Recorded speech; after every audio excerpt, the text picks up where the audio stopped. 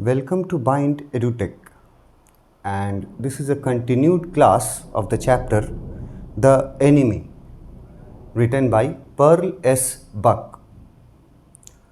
अपने प्रीवियस के video lectures में हम लोगों ने देखा इस स्टोरी में अभी तक कि डॉक्टर सदाओ जनरल टाकिमा से मिल कर के जब आते हैं और जो वो प्लान में एग्री होकर के आते हैं, एग्री करके आते हैं, उसके बाद वो 3 स्लीपलेस नाइट्स गुजारते हैं, 3 स्लीपलेस नाइट्स।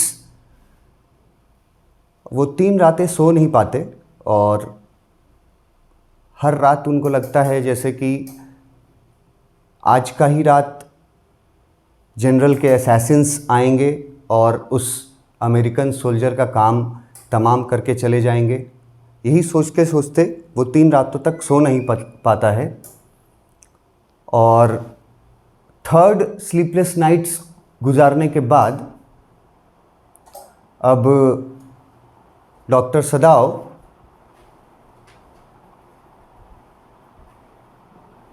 इस बात के लिए और अपने आप को एग्री नहीं कर पाते कि वो और एक स्लीपलेस नाइट्स, एक और ऐसा कोई रात गुजार पाए। इतनी अब उनमें हिम्मत नहीं बची हुई थी डॉक्टर सदाओ में। उनका पेशेंस जो था वो जवाब दे जाता है।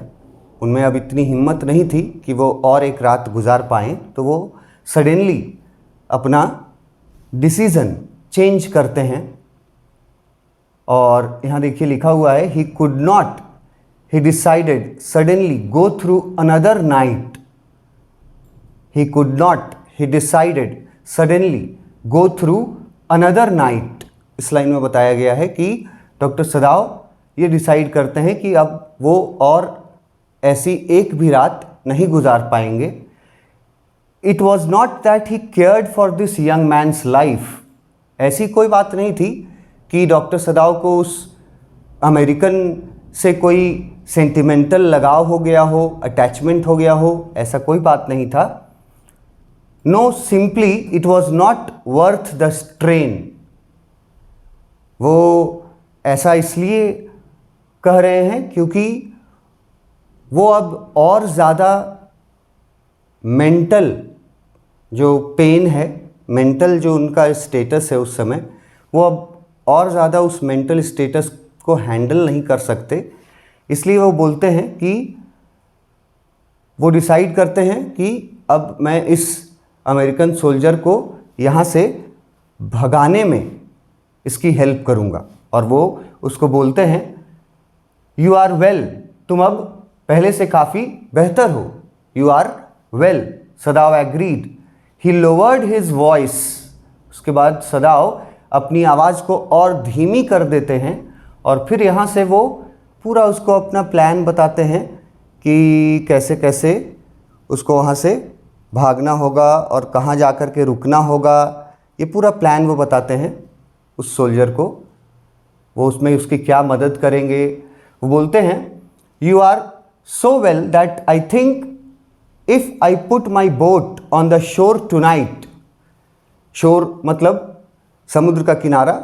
वो बोलते हैं कि अगर आज रात मैं अपना बोट समुद्र के किनारे पे लगा दूं तुम्हारे लिए, with food and extra clothing in it, उस बोट में कुछ खाने पीने का व्यवस्था कर दिया जाए कुछ दिनों का और कुछ एक्स्ट्रा क्लोथ्स डाल दिए जाएं, you might be able to row to that little island not far from the coast. बोलते हैं कि अगर तुमको एक बोट प्रोवाइड मैं कर दूं आज रात और उसमें कुछ खाने पीने की चीज़ें भी प्रोवाइड कर दूं और कुछ कपड़े अगर मैं तुमको प्रोवाइड कर दूं, तो अब तुम में इतनी ताकत आ चुकी है कि तुम बोट को रो करके, ROW मतलब बोट को हाथ से जो चलाते हैं, बोट को रो करके तुम एक छोटे से टापू तक जा सकते हो। वो टापू जो कि समुद्र के किनारे से ज़्यादा दूर नहीं था। डॉक्टर सदाओ का घर क्योंकि समुद्र के किनारे पे बसा हुआ था, पत्थरों के ऊपर, डॉक्टर सदाओ को उस अपने घर के सामने जो समुद्र था उस समुद्र में जो बहुत सारे आइलैंड्स थे, उन आइलैंड्स के बारे में डॉक्टर सदाव को काफ़ी अच्छी जानकारी थी बचपन से। इसी स्टोरी में हम लोगों ने पढ़ा है कि उसके फादर उसको हमेशा आइलैंड पे ले जाते थे घुमाने के लिए, और आइलैंड्स को दिखा करके हमेशा उसके फादर ये बात बोलते थे सदाव को कि सदाव, इन आइलैंड्स को पार करके तुम अपने देश के लिए और अपने लिए एक नया फ्यूचर लिख सकते हो। तो उसको आइलैंड्स के बारे में काफ़ी जानकारी थी। वो बोलता है उस सैनिक को, अमेरिकन सैनिक को, कि यहाँ से जो सबसे नज़दीक में एक आइलैंड है, बहुत छोटा सा आइलैंड है, लिटिल आइलैंड, जो सबसे नज़दीक है, नॉट फार, तुम वहाँ तक बोट चला करके जा सकते हो। अगर मैं तुमको अपना बोट प्रोवाइड कर दूँ आज रात, उसमें कुछ एक्स्ट्रा फूड डाल दूँ, कुछ एक्स्ट्रा क्लोथिंग डाल दूँ, तो तुम बोट चला करके आराम से वहाँ तक जा सकते हो, उस छोटे से आइलैंड तक। It is so near the coast that it has not been worth fortifying word use किया है। इसका मतलब है कि जहाँ पे जासूसी करने का, जहाँ पे नज़र रखने का ज़रूरत ही ना हो, कोई ऐसी जगह जहाँ पे नज़र रखने का कोई इम्पोर्टेंस नहीं हो। तो वो बोलता है कि वो टापू इतना नज़दीक है कोस्ट से कि वहाँ पर कोई नज़र नहीं रखी जाती, मतलब किसी तरह का कोई, किसी सैनिक का, कोई जापानीज़ आर्मी का, नेवी का नज़र उस टापू पर नहीं रहता है। नोबडी लिव्स ऑन इट, कोई उस टापू पर नहीं रहता। Nobody lives on it, why? Because in storm it is submerged, क्योंकि जब तूफ़ान आते हैं, समुद्री तूफ़ान आते हैं, तो वो टापू जो है छोटा सा, वो सबमर्ज्ड हो जाता है, मतलब वो तूफ़ान में, पानी में डूब जाता है। आपसे क्वेश्चन पूछ सकता है कि जिस टापू पर भेज रहा था उस सैनिक को, वो टापू उतना इम्पॉर्टेंट टापू क्यों नहीं था, या उस टापू पर जासूसी क्यों नहीं की जाती थी, उस टापू पर नज़र क्यों नहीं रखी जाती थी? या पूछा जाएगा कि उस टापू पर कोई रहता था या नहीं, तो उस टापू पर कोई नहीं रहता था, और नहीं रहने का कारण ये था कि जब भी समुद्र में तूफ़ान आता था, जब बारिश का मौसम होता था, जब सी लेवल थोड़ा बढ़ जाता था, तो पूरा आइलैंड पानी में डूब जाता था, सबमर्ज्ड हो जाता था, इसीलिए वहाँ पर कोई रहता नहीं था, किसी का घर नहीं था वहाँ। But this is not the season off storm, लेकिन अभी का जो सीज़न था उस समय का, वो बोलता है डॉक्टर सदाव कि अभी का सीज़न स्टॉर्म का सीज़न नहीं है, अभी गर्मी का सीज़न है। You could live there until you saw a Korean fishing boat। Doctor Sadao बोलते हैं कि तुम उस आइलैंड पे 2-4 दिन रुक सकते हो, रह सकते हो, तब तक जब तक कि तुमको एक कोरियन फिशिंग बोट नहीं दिख जाता है। यहाँ लिखा हुआ है कोरियन फिशिंग बोट, कोरिया का मछुआरों का बोट मिलेगा तुमको, जो उस आइलैंड के बिल्कुल नज़दीक से गुजरता है, पास बाई, बहुत नज़दीक से गुजरता है। They pass quite near the island, वो बोट, कोरियन फिशिंग बोट उस आइलैंड से बहुत नज़दीक होकर के पास होता है, because the water is many fathoms deep there. Fathoms word use किया है वाटर के डेप्थ को नापने के लिए। जैसे हम लोग पानी के डेप्थ को नापते हैं, फीट में नाप सकते हैं, मीटर में नाप सकते हैं, इंचेस में नाप सकते हैं, सेंटीमीटर में नाप सकते हैं। वैसे ही जो नेवी के लोग होते हैं, जो लोग समुद्र में नाव पर यात्रा करते हैं, वो लोग अपना एक अलग यूनिट यूज़ करते हैं, फैंथम, उनका यूनिट है एक। बोलता है मैनी फैंथम्स डीप देयर, मतलब कि उस आइलैंड के किनारे का जो पानी है वो बहुत गहरा है। बहुत गहरा होने के वजह से वो जो कोरियन फिशिंग बोट है वो बहुत नज़दीक से पास होता है उस आइलैंड के। और डॉक्टर सदाव ये सब बताते हैं उस अमेरिकन सोल्जर को कि तुमको उस आइलैंड तक पहुंच जाना है मेरे छोटे से बोट के मदद से, और फिर उस आइलैंड पे वेट करना है तब तक जब तक कि कोरियन फिशिंग बोट तुमको नहीं दिख जाता। वो बहुत नज़दीक से पास होगा क्योंकि वहाँ पे पानी बहुत गहरा है। The young man stared at him slowly comprehending do I have to he asked. वो जो अमेरिकन सोल्जर था जिसको डॉक्टर सदाव ये ऑफ़र कर रहे थे कि तुम यहाँ से भाग जाओ, मैं अपनी बोट तुमको दूंगा, उस अमेरिकन सोल्जर को थोड़ी देर के लिए तो कुछ समझ में नहीं आया कि डॉक्टर सदाव क्या बोल रहे हैं। तो लिखता है the young man stared at him, वो घूर रहा था सिर्फ डॉक्टर सदाव को। फिर थोड़ा उसको जब समझ आता है तो धीरे से वो पूछता है do I have to he asked, पूछता है क्या मुझे ऐसा करना चाहिए, क्या मुझे ऐसा करना होगा, ज़रूरी है, इज़ इट नेसेसरी। तो डॉक्टर सदाव बोलते हैं I think so. सदाव said gently, सदाव अच्छे से बोलते हैं हाँ मुझे लगता है कि तुम्हें ऐसा ही करना चाहिए। You understand it is not hidden that you are here. और डॉक्टर सदाव जो हैं वो बहुत क्लियरली उस अमेरिकन सोल्जर को हिंट कर देते हैं कि देखो तुमको मैं जाने के लिए इसलिए बोल रहा हूँ, जाना तुम्हारे लिए ज़रूरी इसलिए है क्योंकि ये बात अब छुपी हुई नहीं है कि तुम यहाँ पर हो। It is not hidden that you are here, तुम मेरे घर पे हो, ये बात अब छिपी हुई नहीं है। ये बात बता देता है सदाव उस अमेरिकन सोल्जर को। अमेरिकन सोल्जर को विश्वास नहीं होता कि डॉक्टर सदाव उसको इस तरह का ऑफ़र क्यों कर रहे हैं यहाँ से भागने का। तो वो उनसे पूछता है कि क्या सचमुच में मुझे ऐसा करना चाहिए, क्या ऐसा करना नेसेसरी है। तो डॉक्टर सदाव उसको बोलते हैं हाँ मुझे लगता है कि तुमको ऐसा करना ही पड़ेगा, यहाँ से भागना ही पड़ेगा। क्यों? उसका जवाब देते हैं क्योंकि it is not hidden that you are here, क्योंकि तुम्हारे बारे में और भी किसी को पता चल चुका है, अब ये बात छिपी हुई नहीं है कि तुम मेरे घर पे रुके हुए हो, मैंने तुमको रखा हुआ है, ये बात अब हिडन नहीं रहा।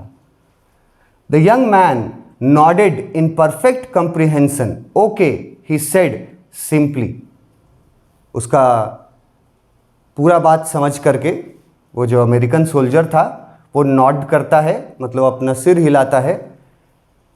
ओके ही सेड सिंपली, और आराम से बोलता है ओके ठीक है, जैसा आप बोलेंगे वैसा मैं करूँगा। सदाव did not see him again until evening.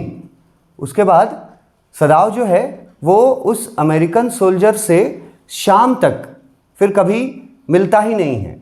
सुबह मिल के गया है और ये वही सुबह थी, थर्ड स्लीपलेस नाइट गुजारा जब उसने, जिस रात को रेन हो रहा था, बारिश हो रही थी, और सदाव को लग रहा था कि सर्टेनली आज जो प्लान उसने बनाया था और उसने और जनरल ने मिल करके, सदाव को लगा था कि सर्टेनली आज वो प्लान एग्जीक्यूट हो जाएगा।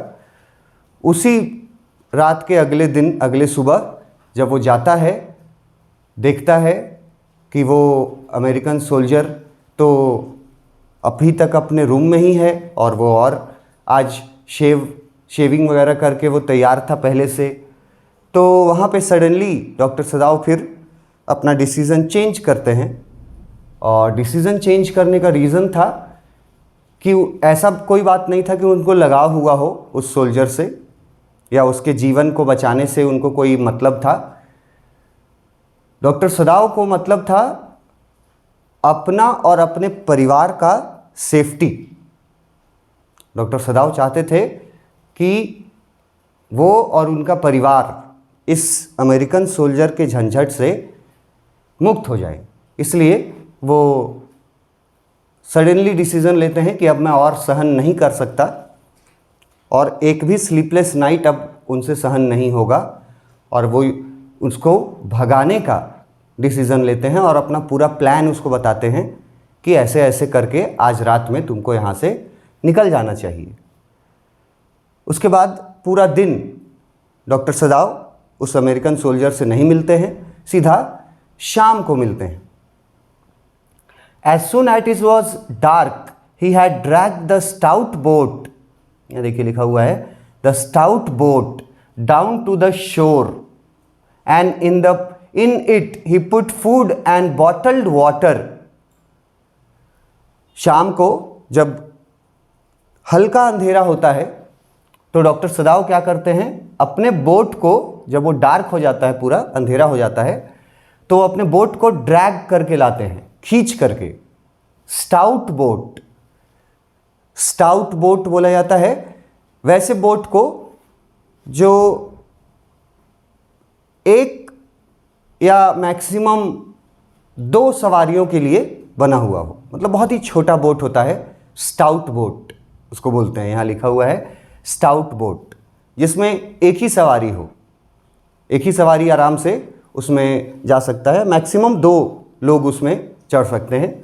स्टाउट बोट वो खींच करके लाया, ड्रैग करके लाया डॉक्टर सदाव शोर पर, मतलब कि समुद्र के किनारे पर, और उसमें उन्होंने कुछ खाना रख दिया, पानी भी रख दिया, बॉटल्ड वाटर लिखा हुआ है, पानी भी रख दिया।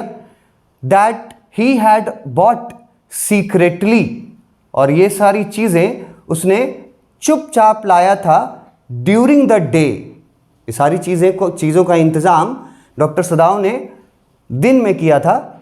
एज वेल एज 2 क्विल्ट्स, इन चीज़ों के अलावा वो 2 रज़ाइयाँ भी लाया था, 2 quilts. He had bought at an pawn shop, उसने कहीं से जाकर के किसी दुकान से, एक पॉन शॉप से 2 रज़ाई भी लाया था। The boat he tied to a post in the water, for the tide was high, there was no moon and he worked without a flash light. लिखा हुआ है देयर वॉज नो मून, मतलब कि चांद था ही नहीं। नो मून का मतलब होता है अमावस का रात, वो रात जब अंधेरा ज़्यादा होता है, नो मून। यहाँ लिखा हुआ है देयर वॉज नो मून, आसमान में चांद नहीं था। और बिना किसी फ्लैशलाइट के, बिना किसी टॉर्च के, बिना किसी आर्टिफिशियल लाइट के डॉक्टर सदाव ने शाम होने के बाद, अंधेरा होने के बाद, बोट को खींच करके वो ले करके आए सी शोर पर। बोट में उन्होंने कुछ खाना रख दिया था, कुछ बॉटल में पानी भी रख दिया था, और ये सारी चीज़ें उन्होंने सीक्रेटली इकट्ठा किया था ड्यूरिंग द डे, दिन के समय। उसके बाद खाना और पानी के अलावा 2 रज़ाइयाँ भी थीं उस बोट पर, जो उन्होंने एक पॉन शॉप से लिया था। फिर बोट को उन्होंने बांध दिया समुद्र के किनारे, एक खंबे से उन्होंने बोट को बांध दिया। लिखा हुआ है the tide was high, tide मतलब समुद्र की लहरें जो थीं बहुत ऊंची ऊंची उठ रही थीं। The tide was high, there was no moon, चांद आसमान में नहीं था। And he work without a flash light, और ऐसे में डॉक्टर सदाव बिना किसी लाइट के, मतलब बिना किसी टॉर्च के, बिना फ्लैश लाइट के वो सारा काम, सारा इंतज़ाम ये करते हैं शाम ढलने के बाद, अंधेरा होने के बाद।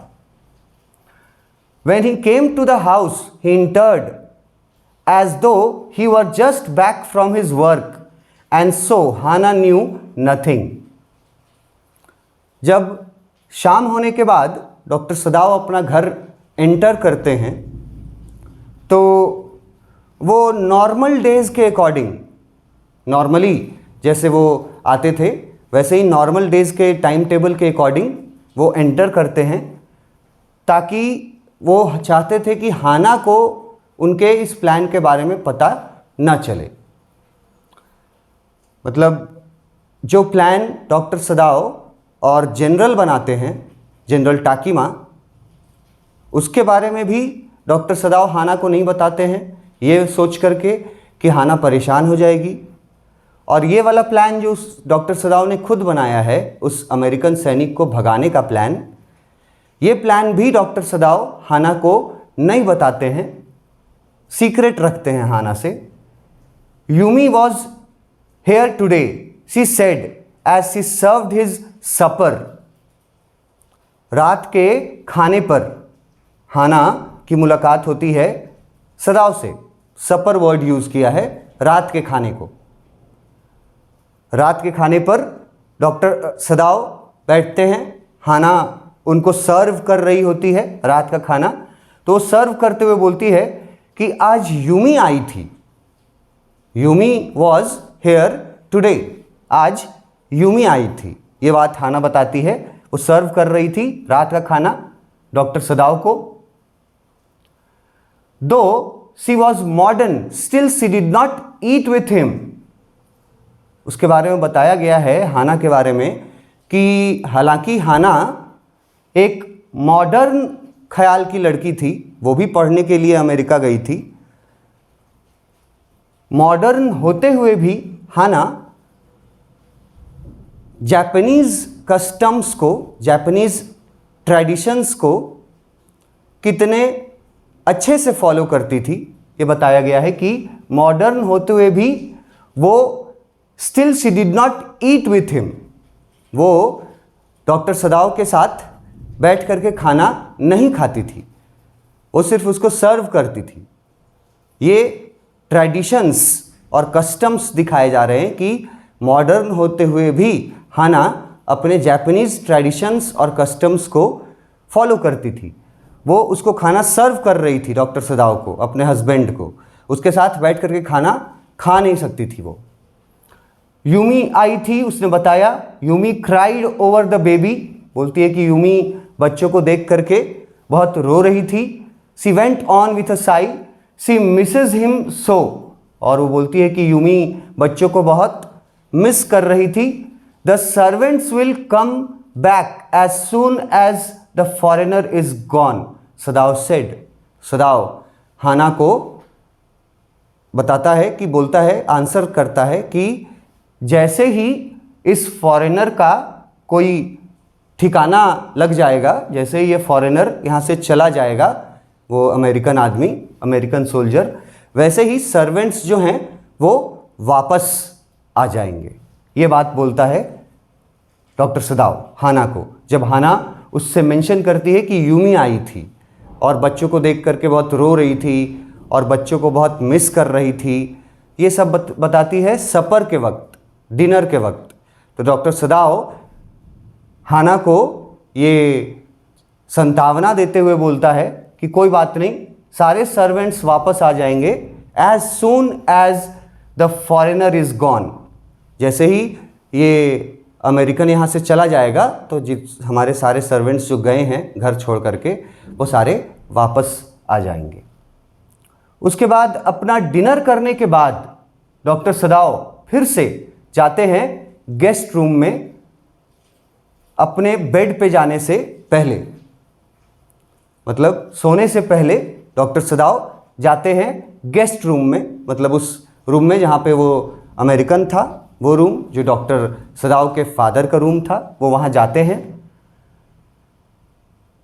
And checked carefully the American's temperature, the state of wound and his heart and pulse. उस रूम में जा करके वो पहले तो उस अमेरिकन सोल्जर को फिजिकली एग्जामिन करते हैं। क्या क्या करते हैं ये याद रखना है। He checked carefully the American's temperature, सबसे पहले वो उस अमेरिकन का टेम्परेचर नापते हैं कि इसको बुखार वगैरह तो नहीं है। फिर the state of the wound, मतलब घाव जो था सर्जरी का, उसका क्या स्थिति है, the state of the wound, वो देखते हैं, the condition of the wound. फिर उसके बाद उसका हार्ट रेट देखते हैं और फिर उसका पल्स रेट देखते हैं। ये चार चीज़ें डॉक्टर सदाव चेक करते हैं, फिजिकल एग्जामिनेशन करते हैं। सबसे पहले उसका टेम्परेचर देखते हैं, उसके बाद उसके घाव की क्या कंडीशन है वो देखते हैं, उसके बाद उसका हार्ट रेट देखते हैं और फिर उसका पल्स रेट देखते हैं। इन सब चीज़ों को एग्जामिन करके वो क्या पाते हैं, the pulse was irregular but that was perhaps because of excitement. वो सब चीज़ जब एग्जामिन करते हैं तो देखते हैं कि सब ठीक है, बस जो पल्स रेट है वो थोड़ा इरेगुलर था, मतलब बढ़ा हुआ था। पल्स रेट इरेगुलर था, रेगुलर नहीं था। पर डॉक्टर सदाव के लिए चिंताजनक बात नहीं था। वो बोलते हैं perhaps this was because of excitement, कि शायद एक्साइटमेंट के वजह से इसका पल्स रेट जो है वो इर्रेगुलर है और टेम्परेचर में, घाव के कंडीशन में, हार्ट रेट में कोई दिक्कत नहीं लगता है डॉक्टर सदाव को। The young man's pale lips were pressed together and his eyes burned, only the scars on his neck were red. ये स्कार्स जो थे उसके गर्दन पे, ये पहले भी जिक्र हुआ है स्टोरी में, वो अभी तक रेड कलर था उनका, वो अभी तक ताज़े थे और उसका फिजिकल कंडीशन अच्छा था, टेम्परेचर ठीक था, घाव का कंडीशन अच्छा था, हार्ट रेट अच्छा था, पल्स रेट थोड़ा सा बढ़ा हुआ था, पर डॉक्टर सदाव बोलते हैं शायद एक्साइटमेंट के कारण पल्स रेट बढ़ा हुआ है और कोई चिंताजनक बात नहीं थी। उसके गर्दन पे जो स्कार्स थे, जो चोट के निशान थे, टॉर्चर के निशान जो थे, वो रेड थे एकदम, वो अभी बिल्कुल रेड नज़र आ रहे थे। तो डॉक्टर सदाव जाते हैं उसके रूम में, अब उसको प्रिपेयर करेंगे वहाँ से भगाने के लिए। नेक्स्ट वीडियो में देखेंगे हम लोग। Thank you.